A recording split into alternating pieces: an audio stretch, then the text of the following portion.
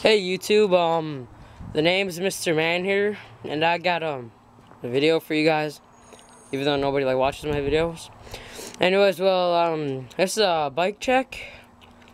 Well, more like questions. This is a 2010 DK Kvant. Everything's stock on it. Like, see these freaking grips getting torn up, and then yeah, all that stuff.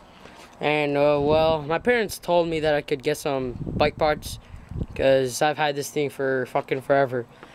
And yeah, well, if you guys could leave a comment of what parts I should get and like what color.